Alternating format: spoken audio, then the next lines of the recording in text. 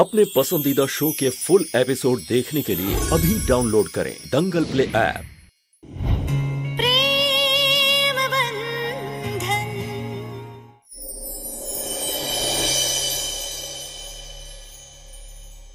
मेरी एक बात कान खोल के सुन, घर पे पापा या किसी को कुछ मत बताना मैंने तेरे साथ फार्म हाउस पे क्या किया था। छोड़ूंगा नहीं तुम दोनों को। तुमने राजेश को थप्पड़ मारा, हम सब ने देखा है। यहाँ पर तुमने गलती की है, तुम्हें माफी मांगनी पड़ेगी। उसने अगर राजेश को मारा है ना, तो जरूर इसके पीछे भी कोई ना कोई वजह है।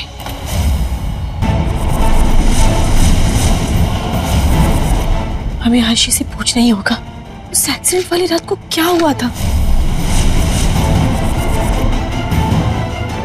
एक्सीडेंट नहीं था।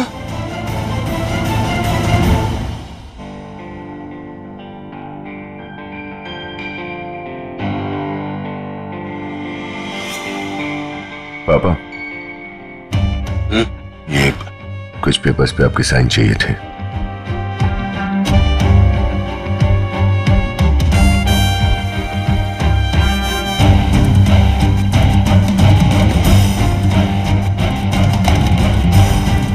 Thank you. राजेश, हम जानते हैं तुम अपनी माँ से नाराज हो। वैसे हमें भी अच्छा नहीं लगा कि सविता ने जानकी की साइड ली, लेकिन ऐसा है कि पापा, जानकी ने तो पता नहीं क्या जादू कर दिया है माँ पे। आई वोंट बी सरप्राइज्ड किसी दिन माँ मुझे इस घर से ही बाहर निकाल दे। बट यू नो मीना के मैं ऐसा कुछ नहीं कर सकता। आई नो, पर मुझे तुम्हारा स्वभाव भी पता है। बात बात पे गुस्सा हो जाते हो, बदतमीजी करते हो, सब जानते हैं। राजेश, एक बात मत भूलना, अगर ये प्रूव हो गया कि तुमने हर्ष को शॉक दिए तो मैंने ऐसा कुछ नहीं किया। कुछ नहीं किया है तो ही तुम्हारे लिए अच्छा है। Good night. Good night.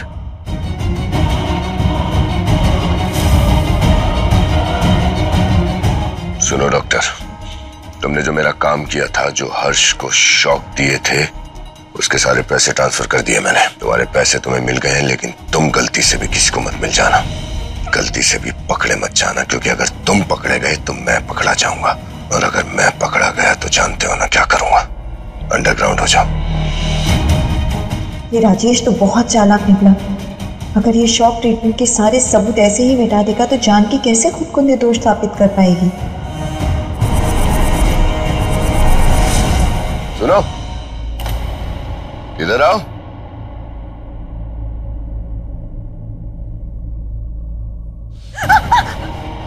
क्या कर रही थी यहाँ? कुछ नहीं, कमरे की तरफ जा रही थी। जा रही थी तो गई क्यों नहीं? यहाँ क्यों रुक गई? कुछ सुना तो नहीं तुमने? ओके, देखो, अगर तुमने ऐसा कुछ सुन भी लिया हो जो तुम्हें नहीं सुनना चाहिए तो अपना मुंह बंद रखना, ठीक है? मैंने कुछ नहीं सुना राजेश, मैं बस कमरे की तरफ जा रही थी ताकि अपने घाव छुपा सकूं। कोई देख लेता तो सवाल करता। ठीक है, जाओ सीधा अपने कमरे में। हाँ,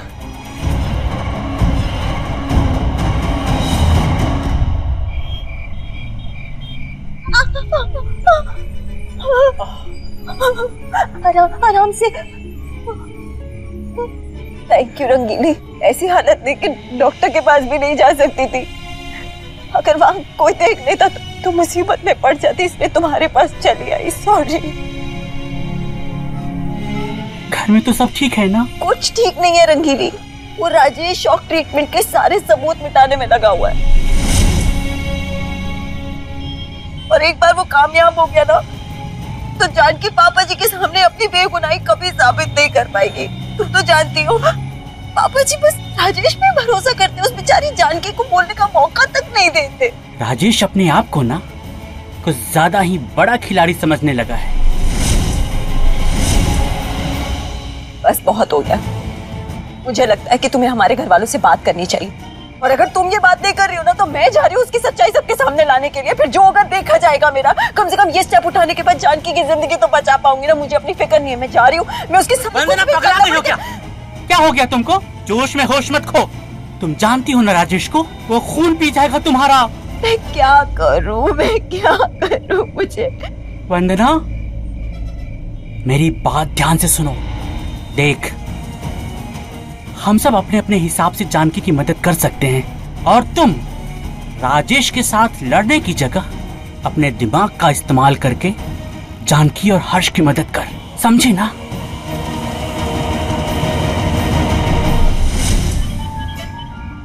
बाबा बंगाली का यहीं कहीं आसपास? मैं चलती हूँ, कोई यहाँ पर देख लेगा तो मुसीबत में पड़ जाऊंगी। पर थैंक यू सो मच। वंदना, अपना ख्याल रखना और मुझे फोन करती रहना। ध्यान से जा, ठीक है?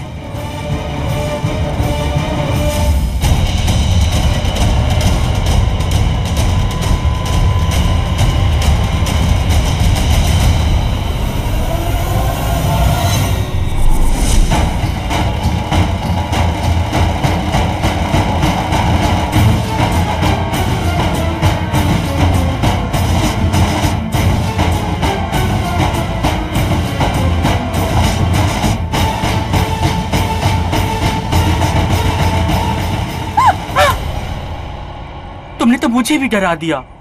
वो वंदना, कहाँ हो? ये तुम्हारा फोन वहीं भूल आई थी तुम। ध्यान रखो। जाओ जाओ, ठीक से जाना। जाओ, ठीक है?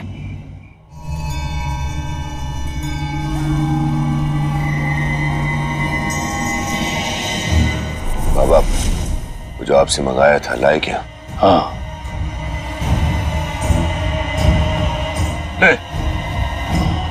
ये जड़ी बूटी तुझसे भी देगा, वो हमेशा नशे में रहेगा।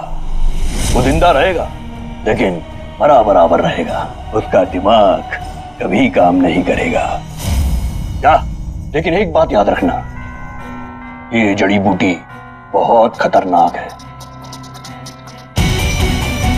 बाबा एक बात बताओ, जिस किसको भी मैं ये जड़ी बूटी दूंगा और उसका ब्लड टेस्ट कराएं तो उसमें ये आएगी? हाँ बच्चा, अगर ये जड़ी बूटी अच्छे से पीसकर दूध में मिला मिला कर दी जाए तो ये कभी पता नहीं चलेगा कि उस इंसान के अंदर ये थी या नहीं। या थैंक यू।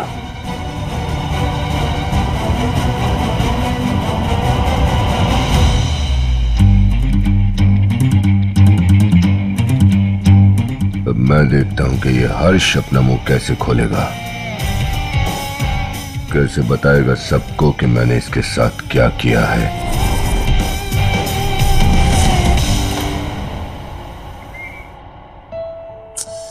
अभी भी बुखार है।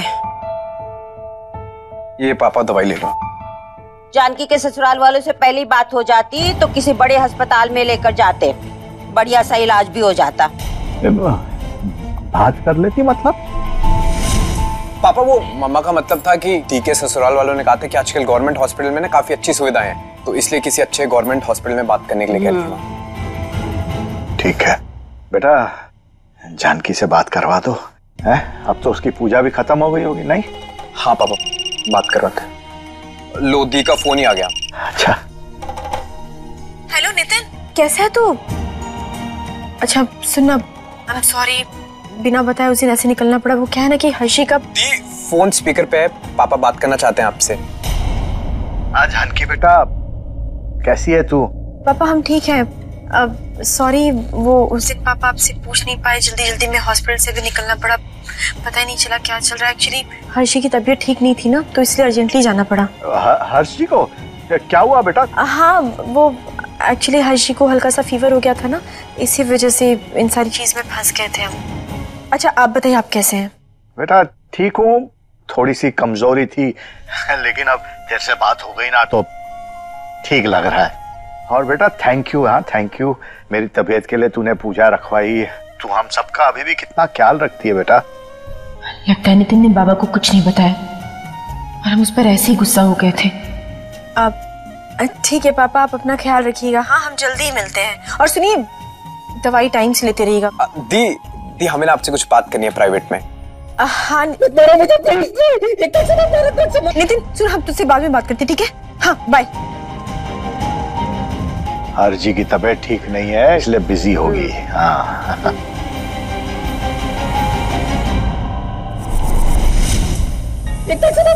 मत मारो प्लीज, मत मारो।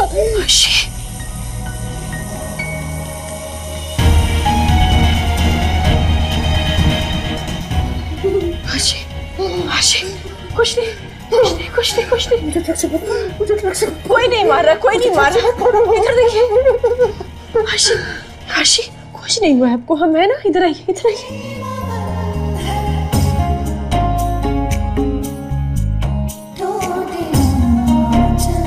लगता है हर्षी के दिमाग में अभी वो एक्सीडेंट ताजा है, बार याद आ जाता है उन्हें। हर्षी, आपको एक चीज दिखाएं? ये देखिए।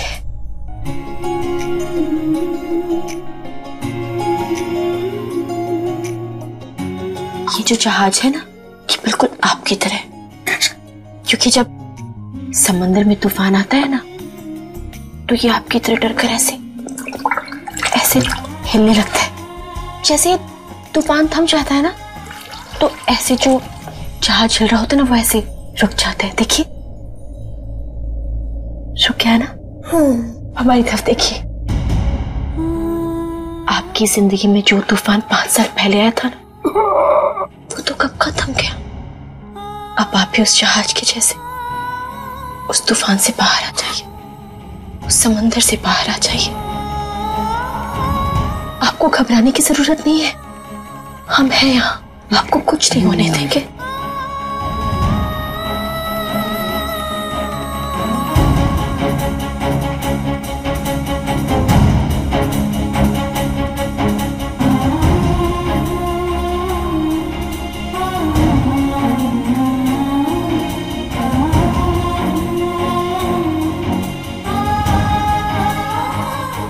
अगर मेरी लाइफ में कोई तूफान आएगा तो तुम रोक लोगी उसको? अगर आपकी जिंदगी में कोई भी तूफान आया ना, तो हम उसको आप तक पहुंचने नहीं देंगे। ये आपकी गुड़िया का आपसे बात है। Pinky promise. Pinky promise.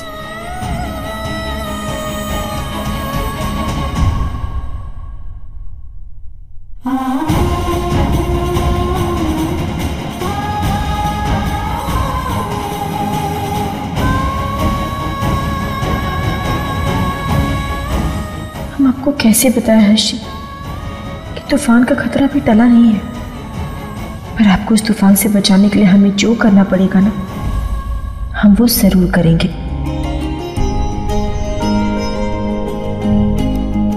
वन्ना, ये दूध जरा हर्ष को देकर आना, वो अपने कमरे में होगा जानकी के साथ। जी। कहाँ जा रही हो? हर्ष को दूध देने। दूध मैं देता हूँ, तुम एक काम करो, रूम में मेरी एक फाइल रखी है टेंडर वाली, वो पापा से साइन करानी है, बहुत जरूरी है, ले आओ।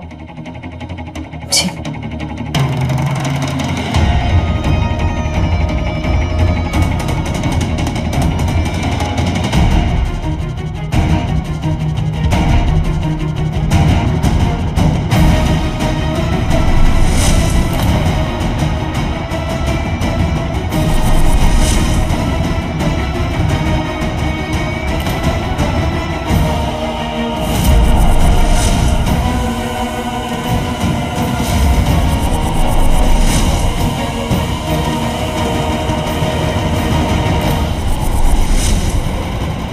अगर राजेश ने उसको ये जड़ी बूटी दी तो पता नहीं उस बेचारे का क्या होगा।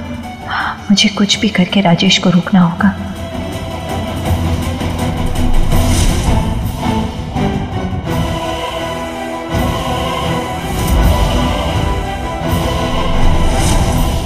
वंदना,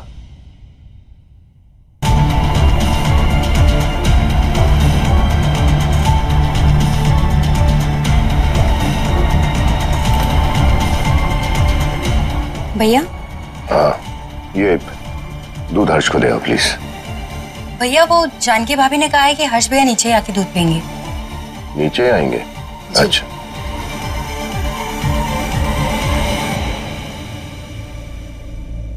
हे भगवान, हर्ष को दूध पीने के लिए कैसे रोकूं? क्या करूं ताकि वो दूध ना पिए? हे भगवान। अरे यार, मुझे तो समझ ही नहीं आ रहा कि इस बार मैं कॉलेज फेस्ट में क्या करूं। मुझे ना हर साल की तरह वो डांस परफॉर्मेंस नहीं करनी, जिसमें कुछ अलग करना है, समथिंग डिफरेंट। क्या करूं, सोचना पड़ेगा यार, समझ ही नहीं आ रहा। रूही, मिल गया रास्ता।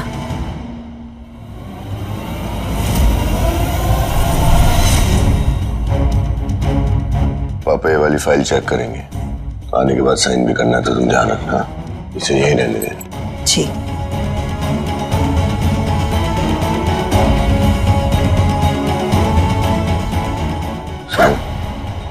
ध्यान रखना, हर्षी दूध जरूर पिए।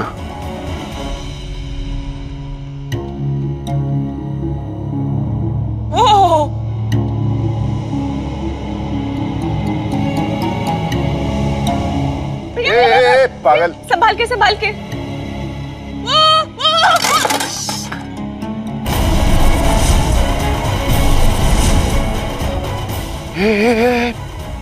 पागल, तूने क्या किया? Sorry sorry sorry. ये दूध गिरा दिया पूरा का पूरा इसमें। अमित, तूने सारा दूध ये फाइल में गिरा दिया यार, सारी फाइल खराब कर दी तूने। इतनी मेहनत से काम किया था, दोबारा करना पड़ेगा मुझे।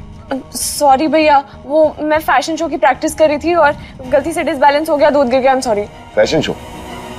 ये क्या नया ड्रामा है? तो हर साल करती है ना वो डांस, ये फैशन शो कहां से आ गया? किसका आइडिया था? वो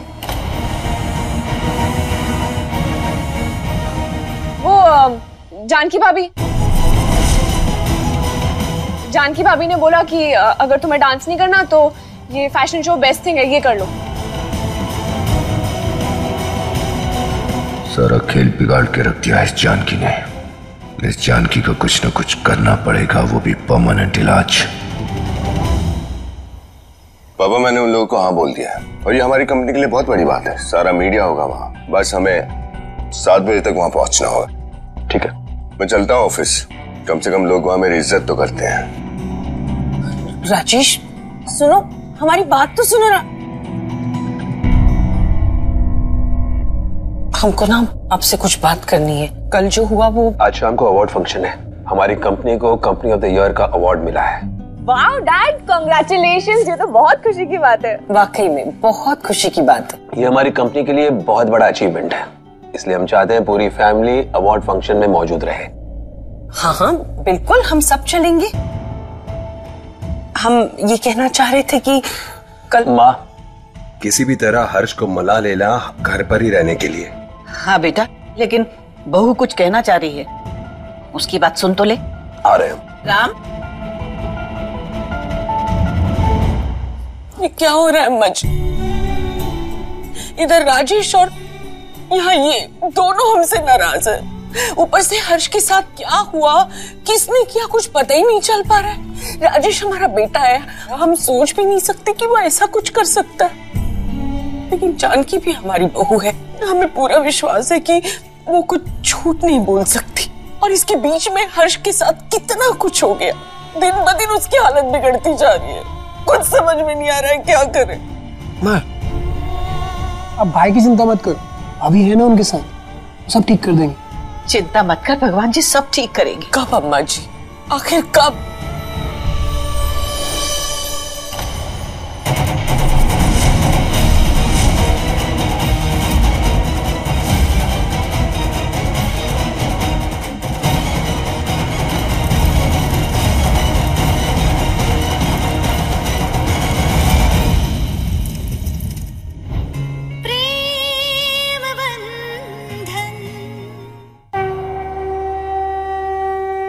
मम्मी जी, हर्ष और जानकी आ गए।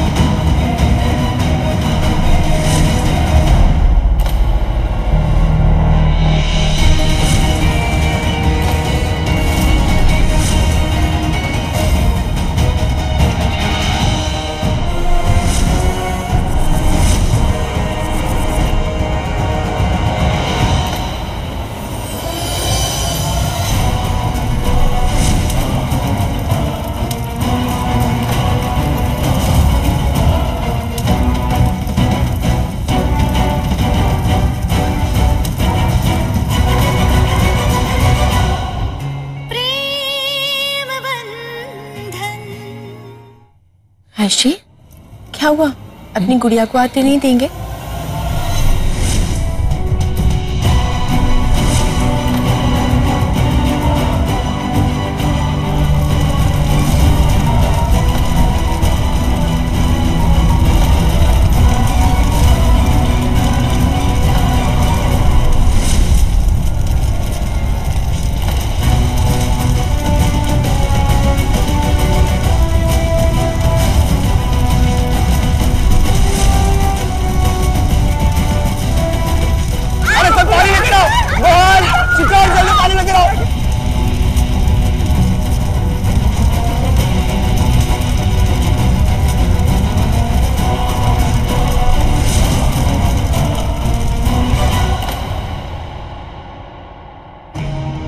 बहुत बड़ी गलतफहमी में हो तुम। राजेश चुप रहने वालों में से नहीं है। तुम्हें तुम्हारी थप्पड़ की कीमत चुकानी पड़ेगी, इसलिए बेहतर यही होगा कि तुम अपनी हद में रहो। वो एक्सीडेंट कैसे हुआ? वो रात कौन सी थी? हर्षी क्या करने गए थे? कहाँ गए थे? बहुत बुरा, लेकिन कानून के आगे हमारी कुछ नहीं चली। उस आदमी ने ना हर्ष के साथ साथ हम सबकी जिंदगी बर्बाद करके रख दी।